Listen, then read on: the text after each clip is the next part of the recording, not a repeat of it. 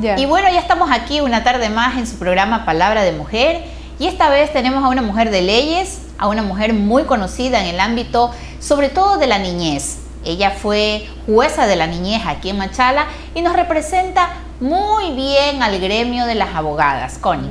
Así es, Jessica, una mujer de las tantas que hemos destacado nosotros en Palabra de Mujer y de las que seguiremos destacando, porque el trabajo que hace Vanessa es un trabajo así digno de verse, digno de estar presente en todas las situaciones, porque son mujeres que no tenemos miedo a nada, que enfrentamos situaciones difíciles sin dejar de ser mujer, madre, esposa. Vanessa, bienvenida a Palabra de Mujer. Gracias, muy amable. Realmente palabras generosas de amigas, palabras generosas de mujeres que se identifican con esta lucha que llevamos todas, porque todas tenemos una parte de madre, todas tenemos una parte de hija en nuestro ser, y eso nos hace ser solidarias con nuestro propio género.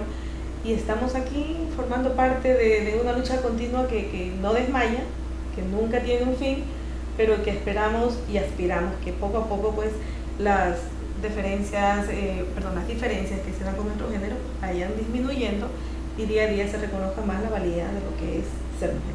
Vanessa, ¿cuán difícil ha sido ponerse bien los pantalones, como decimos las mujeres, a veces que nos hacen ver como el sexo débil, Jessica?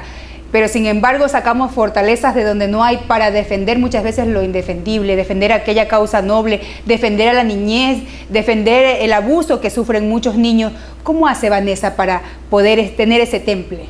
Bueno, la defensa de los derechos de la mujer viene, y todos sabemos, desde una larga trayectoria. La historia está escrita allá desde aquellas mujeres en Chicago cuando protestaron, y era algo inaudito en el tiempo que se dio. Desde allá para acá pues hemos logrado, hemos superado, y debemos reconocer que nuestro trabajo ha tenido sus frutos. No hemos logrado todo, porque obviamente las sociedades todavía son inequitativas, todavía hay injusticias, no solo en nuestro género. Hoy por hoy también debemos reconocer que más allá de los logros alcanzados, tenemos metas por satisfacer, pero a la par también se están dando inequidades en el congénero, en el otro género, y también debemos ser justas, y eso es lo que nos hace un poco más diferentes a los hombres, de que nosotros vemos la justicia no solo por el hecho de ser mujer, sino que vemos la justicia en su contexto general. Y hay mujeres que realmente merecen ser reconocidas, mujeres que están en una lucha constante, madres, hijas, hermanas, mujeres que son la única fuente de ingreso del hogar, mujeres de mucha valía. Pero en la experiencia del ejercicio profesional nos damos cuenta que a la par también va creciendo la mujer que haciendo un abuso del derecho también termina explotando al congénero, que parece que no se diera, pero que lamentablemente se da, y que hoy por hoy incluso ya vemos violencia de género de la mujer hacia el hombre, que es una sorpresa que en el discurso no se reconoce, pero que yo pienso que hay que traerlo también a la palestra para la discusión. Según las estadísticas, ahora dice que hay más violencia de la mujer hacia el hombre.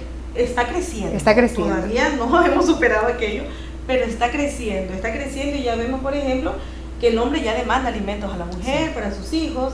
Ya vemos que el hombre va a la comisaría de la mujer, que no porque se llama comisaría de la mujer es de exclusividad para la mujer, es cuestión de violencia de género, y son casos todavía que son incipientes, pero que ameritan una discusión, porque ¿qué está provocando esto? Así es. Antes era un tabú, o sea, el hombre no se atrevía a ir a denunciar porque el qué dirán, etcétera. El machismo, ¿no? Exacto. El machismo arraigado en nuestra cultura hace que el hombre no se sentía menos, se sentía inferior o avergonzado al decir estoy siendo sometido, estoy siendo abusado, estoy siendo explotado, algo que hoy por hoy pues también se está avanzando.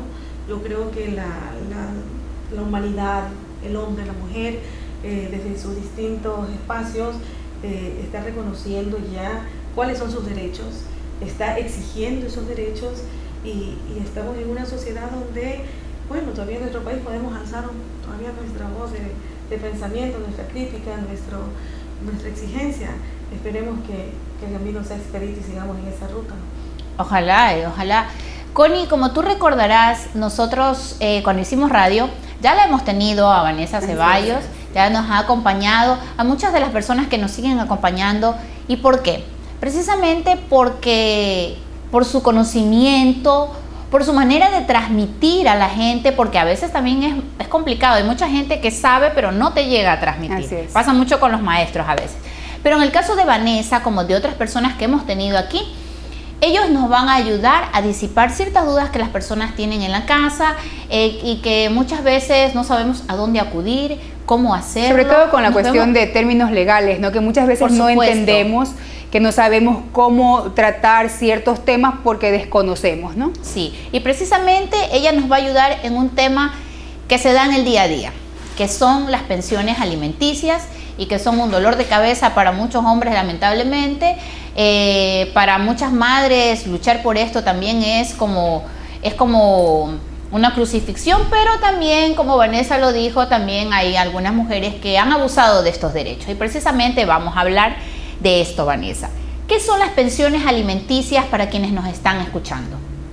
Bueno, las pensiones alimenticias es un derecho en especial en el tema que hablamos de los niños, niñas y adolescentes. Nuestra Constitución de la República, que recoge derechos contemplados en la Convención de los Derechos del Niño, lo considera un derecho humano, y eminentemente lo es un derecho a la vida. Quien no se alimenta no puede subsistir, y ese derecho es exigible para los progenitores en nuestra legislación interna. En primera instancia, los progenitores, papá, mamá, en igualdad de obligación y en proporción a las condiciones económicas que tenga cada uno de ellos. Es decir, padre trabaja y mamá no trabaja, pues el padre estará obligado a cubrir el 100% de la necesidad alimenticia. No trabaja remunerativamente, porque obviamente hace un trabajo de hogar. Claro. Papá y mamá trabajan, ambos tienen remuneraciones, pues en la proporción de los ingresos que corresponden. ¿Se da, perdón Vanessa, eso a la práctica? Muy poco. Muy poco. Lamentablemente solamente nuestra legislación y en el ejercicio de la justicia, ya en el campo jurisdiccional, lo que se analiza es la capacidad económica del demandado. Llámese demandado o demandado. Y decimos, bueno, pero la otra parte también es obligación, claro, porque también es progenitor, y encontramos respuestas que desconocen la Constitución. Una respuesta como que el demandado es el señor o la señora, por lo tanto nos remitimos a ello. Pero no se analiza la otra parte, que debe ser analizada, porque este es un compromiso de dos. Los hijos no lo hace uno, los hijos lo hacen dos. Por lo tanto, la obligación del buen vivir, del bienestar, del interés superior del niño, debe ser de dos. Vanessa, cuando, por ejemplo, en el caso de las madres o de los padres que utilizan a los menores muchas veces para tener el conflicto con el otro y meterlo preso y sin darse cuenta del daño que le causan a esa criatura. Lo vemos, y lo vemos con mucha frecuencia. En la judicatura teníamos casos como que es que no me interesa el dinero, lo que yo quiero ver lo expreso. O sea, eran criterios ya, cuestiones que rebasan el derecho, que rebasan la necesidad, el niño que la tiene, porque no podemos desconocerla, pero que se vuelve más pasional, más mujer herida, más visceral, que está, ha sido traicionada, no le interesa otra cosa, quiere verlo preso, y cogemos a los hijos como objeto.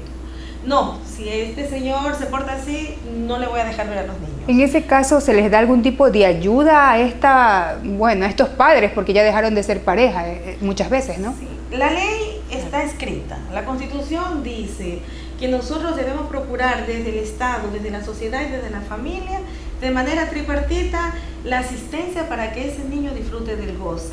¿Del goce qué es? Disfrutar de papá, disfrutar de mamá, disfrutar de la familia ampliada, abuelos, tíos, hermanos, etc. Disfrutar de qué, de los alimentos, disfrutar de la recreación, pero no con el ánimo de que, como el hijo es mío, que el papá me pida permiso, me llame a ver si es que tengo tiempo, tengo ánimo para dejarle ir al niño. O sea, nos volvemos un poco egoístas y no con la pareja, porque el daño no se lo hacemos con el niño. la pareja, se lo reforma también el orden secuencial. Y todavía este gobierno y esta asamblea no reconoce que son ellos, que los abuelos, en vez de respetar ese orden secuencial, lo suben en primera instancia después de los progenitores. Es decir, papá y mamá no trabaja, papá se fue a Europa, por poner un ejemplo. ¿A quién llamamos? Ya no a los hermanos mayores, primero llamamos a los abuelos. Y los abuelos, dice el propio código, los demandados bajo ninguna circunstancia se dejará de imponer una pensión alimenticia. Y nos vemos obligados a que los abuelos asuman responsabilidades indirectas y de forma directa. Así es. De tal manera que ya hemos visto, la prensa nos ha informado cómo ha habido estos conflictos cuando personas adultas han tenido boletas de apremios y han querido ser detenidas, incluso han sido detenidas. Sí. Y eso ha hecho que en la práctica, sin soporte legal, que está en discusión aún, los jueces ya se abstengan de girar boletas cuando se trata de adultos mayores, pero sin perjuicio de que ellos les incautan sus pensiones jubilares en la banca, les hacen prohibición de enajenación de los bienes, les ponen medidas cautelares como prohibición de salir del país, etcétera. Entonces, pero qué tristeza todo esto, ¿no? Qué tristeza. Y eso, Connie, sí, causa qué tristeza. un malestar al interior de la familia. Así es. Entonces los abuelos que veían con cariño, con afecto al nieto, ya no. ahora ya le Ya ponen con rechazo. Sí, ya no, porque tu mamá nos demandó, mira cómo tenemos, y empieza a crearse un conflicto interno o intrafamiliar que perjudica notablemente a la unidad familiar. Y hasta problemas y sobre todo de a la salud. criatura. Imagínate una criatura que vive con el rechazo de sus abuelos, de sus tíos, y a lo mejor hasta de cierta forma del padre o la madre, porque el otro cónyuge realizó esta acción, ¿no? Acción que está estipulada. Sí, yo también pienso que si el padre es responsable, pues no tendríamos mucho estas acciones, más allá de los clarísimos abusos o excepciones que contemplan. Y hay ciertos progenitores también que no son tan responsables y que prefieren emigrar, irse al exterior, tener una buena vida y decir, ¿sabes qué? Me olvido de mi hijo, allá que lo atienda la mamá, que lo atienda el abuelo, que lo atiendan mis hermanos, cualquier otra persona menos hacerse responsable. Ahí es donde yo preguntaba si de repente no se les da algún tipo de asistencia para concientizar a estos padres que de alguna forma hacen este daño psicológico a los niños. Bueno, de hecho las pensiones no prescriben, podrá irse, lo que hace es alimentar la deuda, algún día tendrá que aparecer y algún día tendrá que responder de acuerdo a nuestra legislación vigente. Precisamente a lo que Connie decía eso, Vanessa, hay muchas personas que tienen el caso y que, por ejemplo, el cónyuge estaba aquí, el ex cónyuge, y tenía las pensiones alimenticias. Le toca irse al exterior o se va simplemente por evadir, etcétera, etcétera. Las personas que estarán allá preguntarán, ¿cómo demando a alguien que esté, por ejemplo, en Los Ángeles? ¿Cuál es el trámite a seguir? Bueno, nosotros tenemos convenios internacionales. Ahí se trabaja a través de una unidad central. Tiene dos opciones. Se fue el titular de la obligación, les quedan los subsidiarios, abuelos, tíos, hermanos. No queremos tocar ello porque guardamos estima, porque no queremos romper más la relación familiar, queremos obligarlo. Entonces, tenemos que ubicarlo en el exterior, saber su dirección. ¿Para qué? Para a través de una unidad central que opera en Quito, en el Consejo Nacional de la Niñez, se opera de esa unidad central a la unidad central del otro país. Y a través de ellos se establece la obligación y se ejecuta la obligación, con apremio personal inclusive, pero es a través de las unidades centrales que son productos del convenio internacional. Habría que revisar con qué países tenemos este tipo de convenio y con qué podemos hacer. ¿Cómo saber que el cónyuge está trabajando allá? ¿Nos podemos informar por un banco? No sé, ¿cómo podemos saber? De repente él manda a decir, no, yo no tengo trabajo, estoy sin trabajo acá. Generalmente no los ubican, ¿no? Se fueron y no dan, lo que menos quieren ellos es que la madre de sus hijos se entere dónde está, qué está haciendo, se oculta, o la familia acá no da la información. Ahí se trabaja a través de las embajadas, ¿no? Se pide, pero a nivel judicial, mediante exhortos para saber si de pronto tiene bienes registrados o tiene, depende del país, lo que se llama la seguridad social, el aporte para ubicarlo, y de la banca muy poco porque en los países extranjeros generalmente son muy celosos con esa información, no la dan fácilmente. Es un poco más difícil por aquello es que el legislador consideró de que se planteen los obligados subsidiarios, y por eso es que tenemos a la familia como obligada en ausencia de los progenitores. Si alguien, por ejemplo, se va a ir en este caso, me exigen una garantía antes de irse o alguna cosa, me exigen. ¿Qué tipo de garantías, ha de preguntarse la gente, tengo que yo rendir para que esto suceda? Bueno, en caso de que el obligado desee ausentarse porque se va a un seminario, porque se va a realizar una transacción comercial o por cualquier razón quiera ausentarse del país, la ley dice pues que se exigirá una garantía real o personal. Real, algún bien que lo deje en garantía con las provisiones de enajenar hasta que retorne o lo deje hasta cuando termine la obligación parental, o una garantía personal, que significa que un tercero sirve de garante, comparece en calidad de garante bajo calificación del juez. El juez, para calificar a un garante, debe revisar cuál es su capacidad económica y si cuenta con los medios necesarios y la edad para poder asumir la obligación en ausencia del titular de la misma. Un tema muy interesante. Jessica, Vanessa, gracias por acompañarnos. Vamos a un corte de comerciales y regresamos con más de Palabra de Mujer.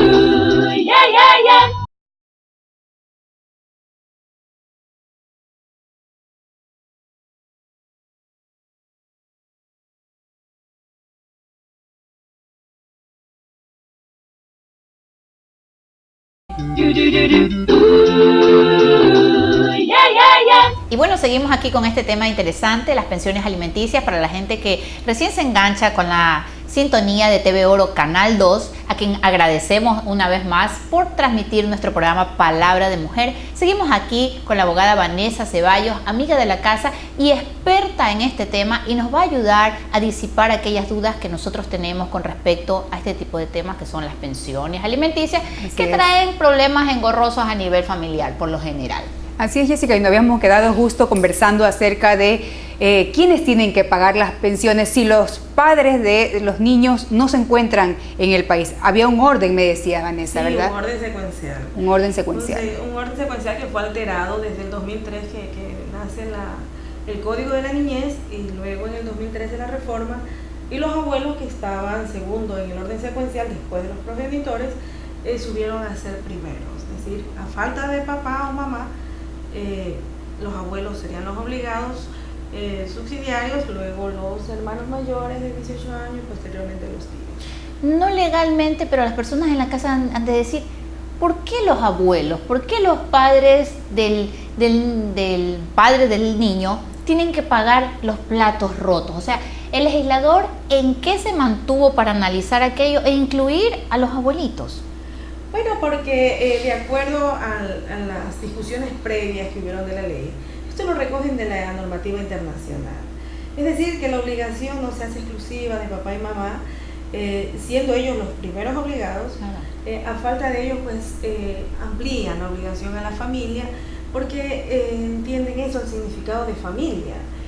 No está el papá para prodigar los alimentos, pues entonces la idea era reunir al tío, al hermano, al abuelo, para que en unidad procuren los alimentos a ese niño.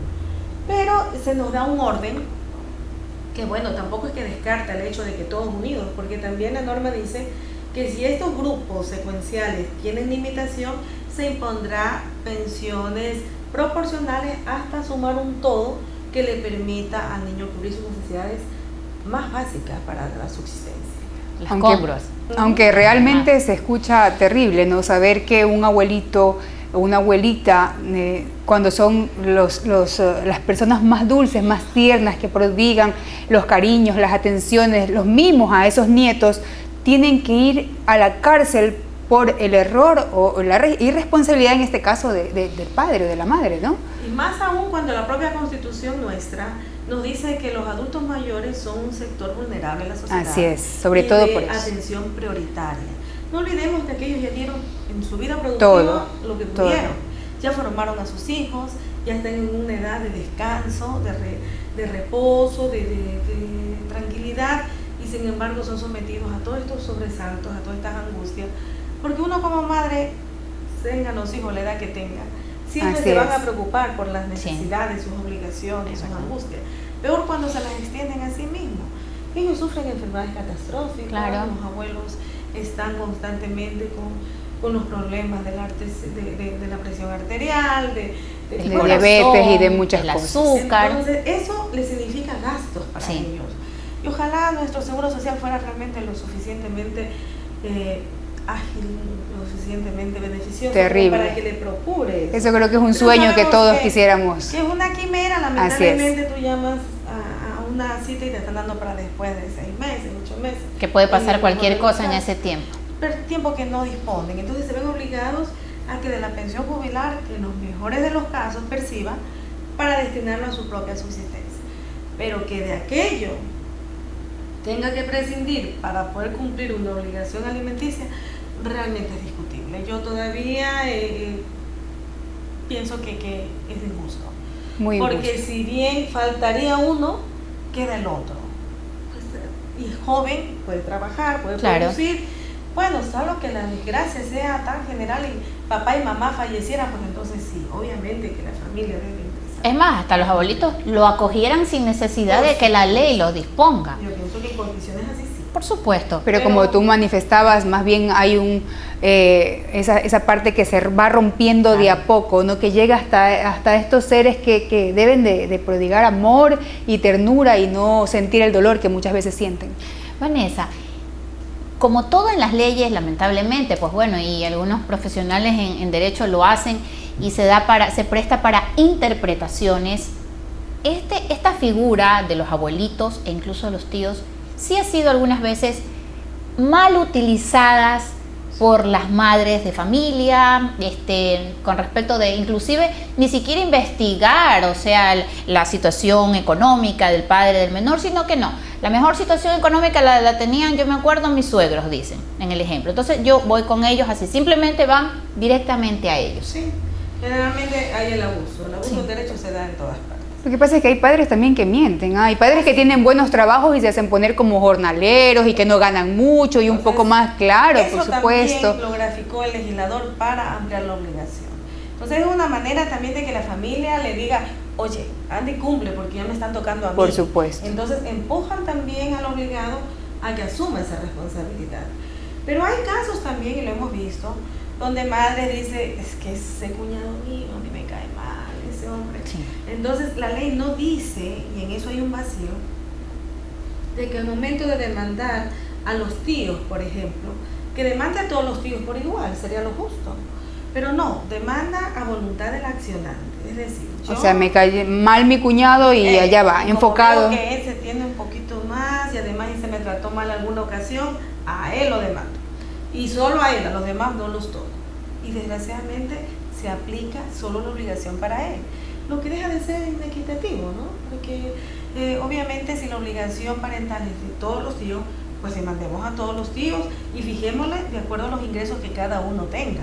Porque obviamente tampoco todos tendrán por igual, ¿no? Claro, y se da, en toda la familia se da eso y lamentablemente sí, también se da el mal uso del derecho. Algunas personas se estarán preguntando, estoy empezando un juicio de alimentos, dicen, ¿cuántas pensiones alimenticias me tiene que deber el padre de mi hijo para yo utilizar la boleta de apremio o la boleta de allanamiento también?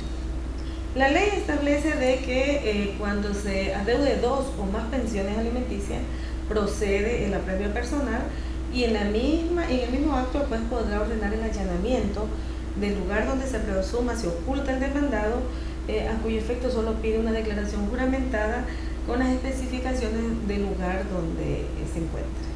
Claro, declaración juramentada que lo hace la madre del menor diciendo pues que desconoce dónde está el señor. No, declaración juramentada que dice en esa casa está el señor.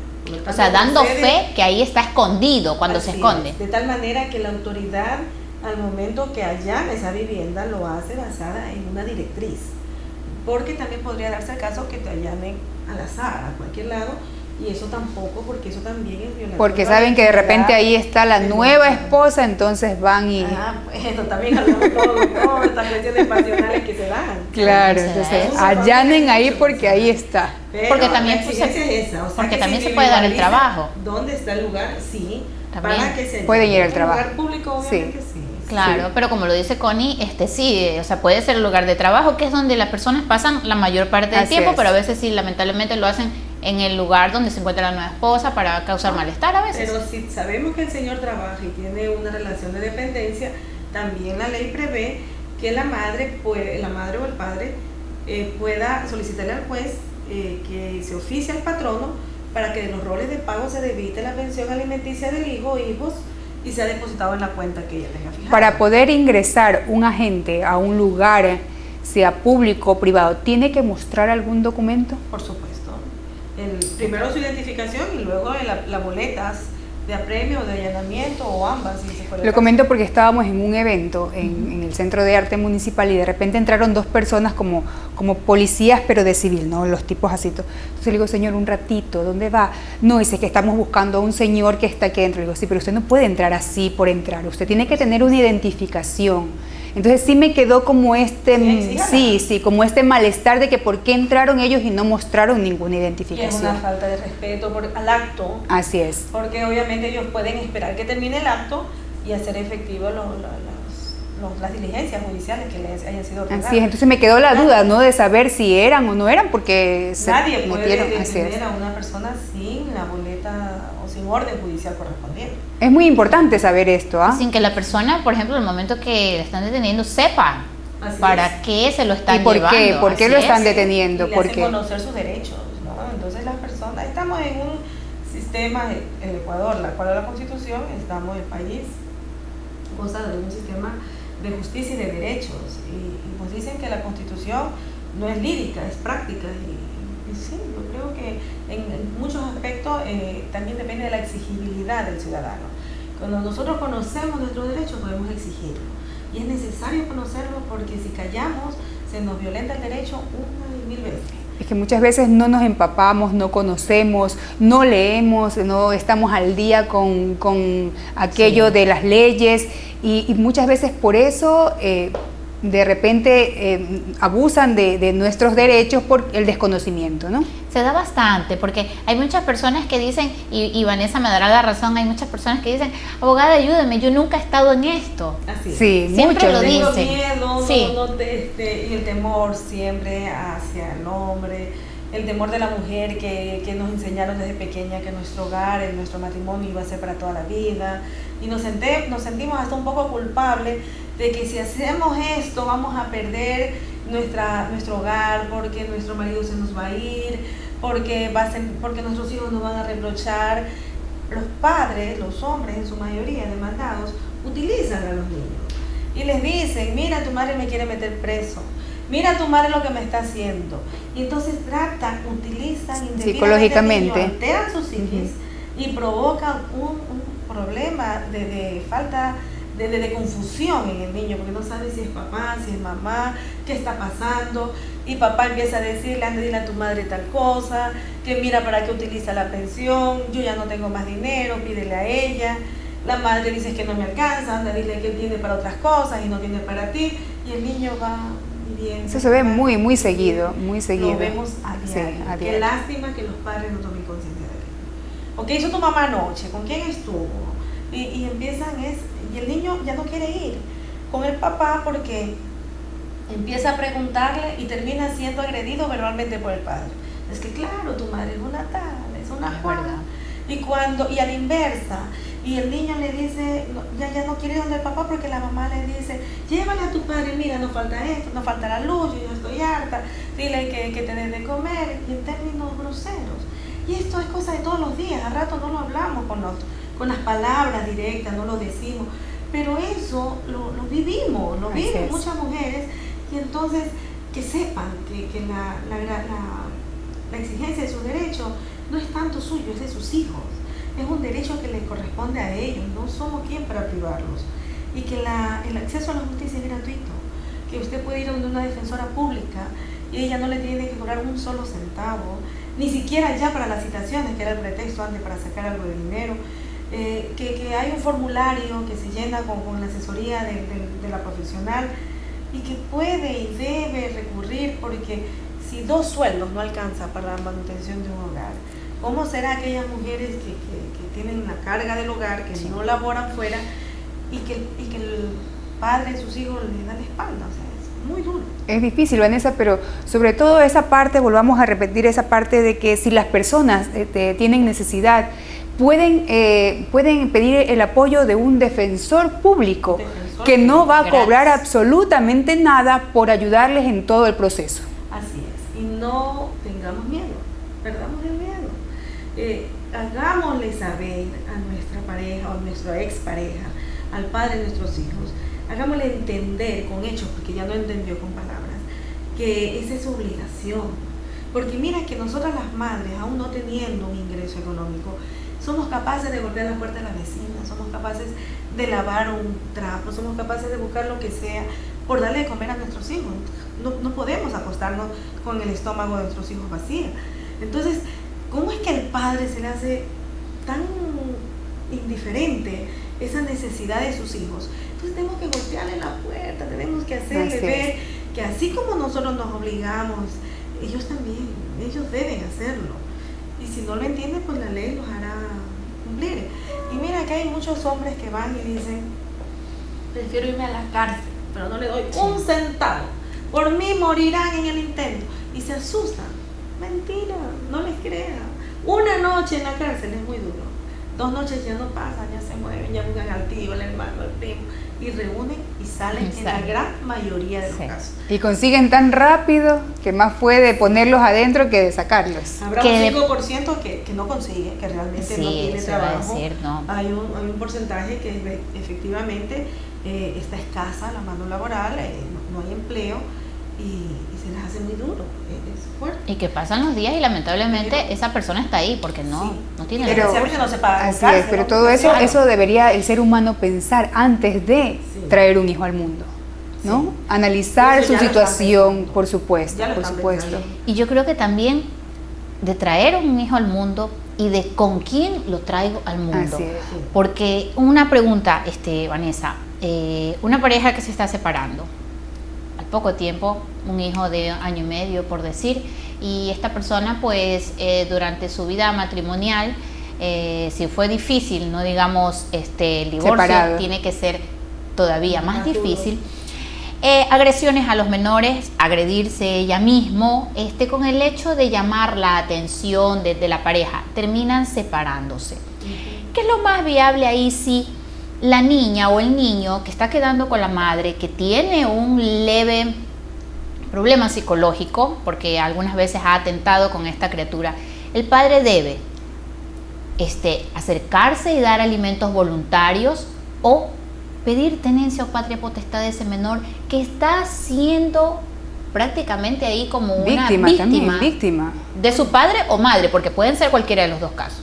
Bueno, podríamos enfocarlo dentro de un maltrato físico, maltrato psicológico. Claro. Y la ley garantiza el bienestar del niño y lo protege incluso de sus propios progenitores por los maltratos que se pueden dar.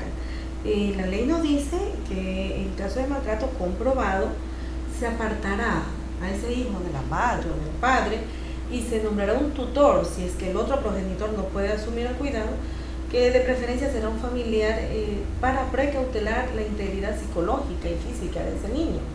Y obviamente esa madre o ese padre agresor deberá someterse a una terapia que se dispone, en las letras se dispone, pero desgraciadamente todavía contamos con todos los medios. Yo no creo que en Machala exista todavía una terapia familiar, una terapia conyugal gratuita que brinde el Estado. No, qué pena, ¿no? Y qué pena, lástima, porque qué pena, así es. Qué falta que hace. A rato las madres, las mujeres, lo que quieren es ser escuchadas, quieren conversar.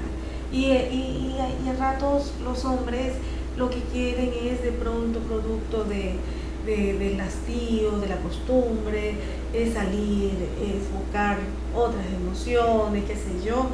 Y esto va mermando el hogar, que nosotros dijéramos, bueno, son cosas de hombres, mujeres, de adultos.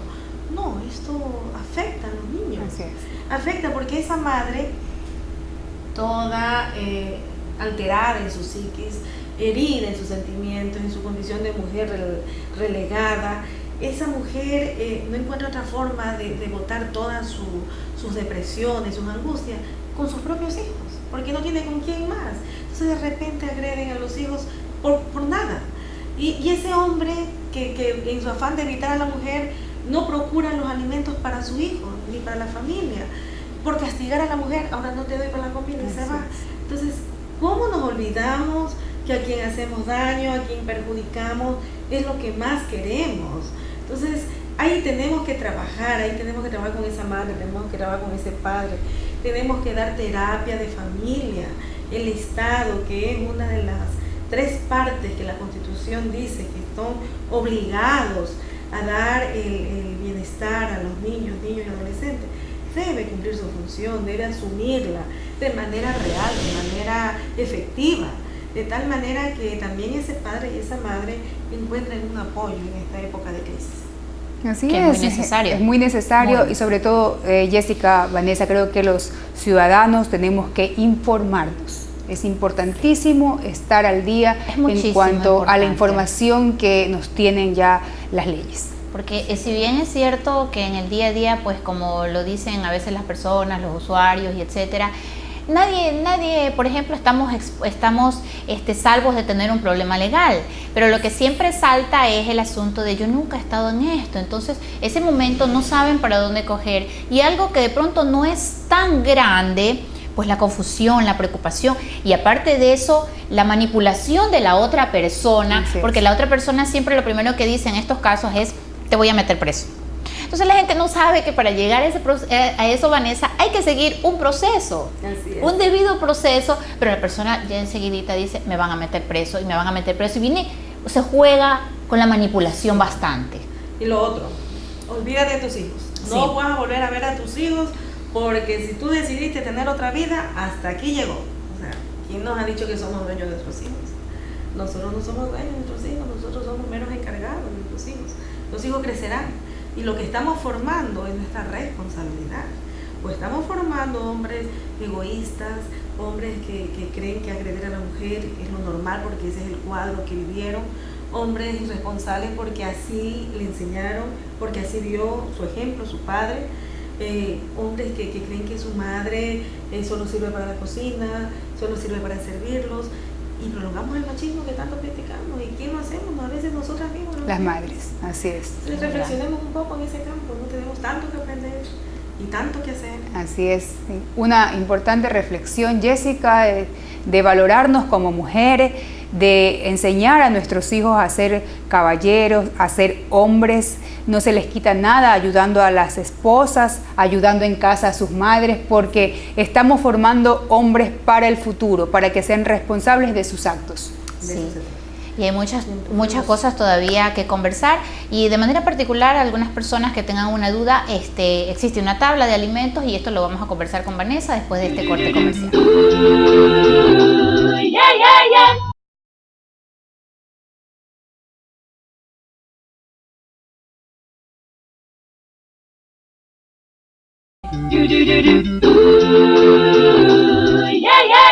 Y bueno, seguimos aquí en su programa Palabra de Mujer con un tema interesante, y sobre todo yo sé que está despejando muchas dudas. Para las personas que no sepan, Vanessa nos va a ayudar, que existe una tabla donde ustedes puedan recurrir, aparte de ir a un profesional, como ya lo dijimos también, hay profesionales que lo hacen de manera gratuita, no tenga miedo, acérquese que ellos lo van a ayudar para que nos puedan indicar más o menos los valores que tenemos que pagar. Claro, al salario del padre del menor, de acuerdo a la edad del niño, esos son los rangos, y de acuerdo también a las necesidades del menor, porque tampoco, Vanessa, se puede exigir algo al progenitor si él no puede más con su situación económica. Si el fulano de tal no trabaja, ¿qué se puede exigir ahí? El Estado dice, y eso es un gran vacío, una gran pregunta, que si usted demanda a un progenitor y no justifica tener ingresos, igual el operador de justicia le fijará una pensión alimenticia mínima, que hoy por hoy la mínima es de $96.29, aun cuando no tenga relación de dependencia. Y eso tiene sus dos lecturas. Sí, se está cubriendo y se está exigiendo de que aquel señor busque algún recurso para que pueda pagar la necesidad. Y lo otro es que aquel hombre sin empleo, que esa es la otra parte que el Estado le debe a la sociedad, procurar una fuente de trabajo. Ese hombre sin fuente de trabajo, con una pensión alimenticia, a cargo, lo que hace es huir, lo que hace es ausentarse y en el último de los casos pues renegar de sus hijos, recriminarlos. ¿Por qué? Porque lo están acosando en una situación que no puede. $90 en el caso de que tenga un hijo, y si tiene 4, 5, 6, lastimosamente. Se aplica una tabla proporcional de acuerdo a los ingresos. Esa es la tabla, ese es el valor mínimo, la pensión más baja que puede encontrar, que incluso puede bajar, sí, si es que el demandado justifica tener 3, 4, 5 hijos y es desempleado. Hablemos en el caso de una canasta básica. Entonces ese es el mínimo con una canasta básica, un hijo. Si son 2 hijos, pagará $140. Si son 3 hijos o más, pagará $184. ¿Por hijo? No. Por los total. dos. Ya. En total. Sí. Ok. Estamos hablando de una pensión alimenticia de un salario de $354. Sí. Si sobrepasa o está en el rango de los $4,000. Ahí hablamos de un 44.57%, si es mayor de 5 años el alimentado o el beneficiario, o de un 41.36% si es menor de 5 años. Y esto también tiene que ser justificable, ¿no? Todo. Tiene que demostrarse que la capacidad económica del alimentante es esa. Sí, ahí lo que siempre comentamos y hemos llegado a la conclusión es de que esta tabla o que esta ley realmente se hace exigible es a los servidores públicos, a los policías, a los militares, porque ellos tienen un salario fijo, transparente, y que se puede aplicar la tabla al 2 por 2 son 4. Pero ahora estarían sufriendo, porque con esto de la baja de sueldos que se va a dar en todas las instituciones. También tenemos el otro lado, ¿no? Tenemos camaroneros, bananeros, que como no tienen esa relación de dependencia, se declaran que son jornaleros, que no ganan y se olvidan de las necesidades de los hijos. De todo hay, pero toca investigar, toca analizar, porque el hijo del jornalero, del que gana poco, no tiene las mismas necesidades que el hijo del gerente de un banco. Claro. Porque el hijo del jornalero irá a una escuela pública, jugará fútbol en las canchitas del barrio. El hijo del gerente irá a un colegio particular, privada, irá a un curso de inglés, irá a un curso de tenis, y se le crean otras necesidades, que obviamente es de acuerdo a la capacidad económica del progenitor. Qué malo cuando ese padre se separa de su familia y pretende engañar a la autoridad, ocultar sus ingresos, y lo que quiere es hacer pasar una pensión básica y le reduce el estilo de vida a sus hijos de la noche a la mañana. Eso se llama maltrato también, y la ley lo castiga. Las personas se preguntarán, ¿dónde, si yo voy al internet, consigo esta tabla? En la página del Consejo Nacional de la Judicatura hay un sinnúmero de ítems y ahí dice tabla de pensiones alimenticias. También dice formulario para demanda de alimentos, formulario para alza, formulario para rebaja. Obviamente siempre es recomendable que un abogado o abogada le asista para que usted llene correctamente la demanda que está contenida en ese formulario, porque una vez planteada ya no le admite que cambio ni pueda aportar más pruebas que la que anunció en ese documento. Sí, interesante la charla con Vanessa. Muchísimas gracias por acompañarnos. Un mensaje para quienes están detrás de la cámara, que han escuchado todo lo que usted ha dicho esta tarde. ¿Qué podemos hacer para no dañar más a esos niños que están siendo dañados en toda su psiquis? Y aparte de eso, Vanessa, adicionalmente, hablando con las personas que nos ven, hay una nueva disposición ahorita para el cobro de pensiones alimenticias para las madres, se dio últimamente, sí, para que las podamos orientar antes de despedirnos sobre eso. Con gusto.